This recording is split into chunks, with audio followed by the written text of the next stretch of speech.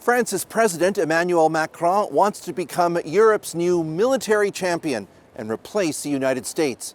But it's going to be pretty hard.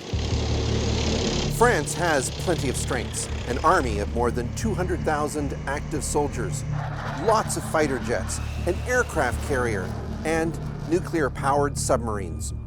And crucially, it also has an arsenal of nuclear weapons that France alone controls. But while that may be a lot for one country, it's hardly enough for all of Europe. So to build up a continent-wide deterrent, Macron and his party need other EU countries on side. Our vision is to invest way more in our national budgets on defense, to buy European and from European defense industries, and to build some sort of a European compass regarding our defense and geostrategy. Macron says he wants to increase the size of France's military budget from 2% of GDP now to 3.5% in just a few years, a big increase. It isn't just about money, of course. Neither France nor any other single European country has the factories, the workers, or the technology to do it all alone. And one of the biggest changes and challenges is that rather than having an American nuclear umbrella protecting Europe's 30 current NATO members, it could be France's president with his or her finger on the button. So now the question is, if the US decides to withdraw from the EU, you have today nuclear missiles from the US positioned in many European countries. If they decide to withdraw, should France replace this presence of the US in all of these countries? And is it even able to? Compared to Russia, France's nuclear arsenal is small, believed to include a few hundred warheads. The same for Britain.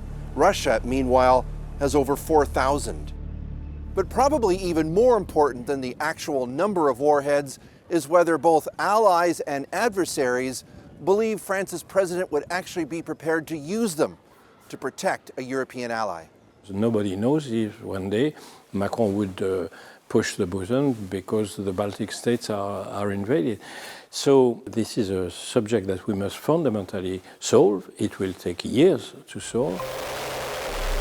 President Macron has already announced France will move some of its nuclear-capable aircraft closer to Germany, and it's starting talks with Poland on what role France's nuclear weapons might play there.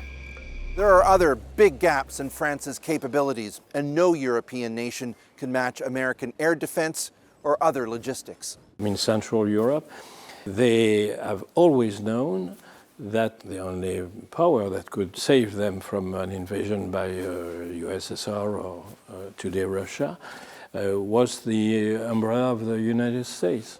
Macron's other big challenge may simply be to convince his neighbors that his ambition to lead the continent will be shared by the next French president who takes over when his term ends in 2 years. And moving quickly on all of this is important. Some intelligence agencies believe an emboldened Vladimir Putin could be ready to test a weakened Europe in less than 5 years.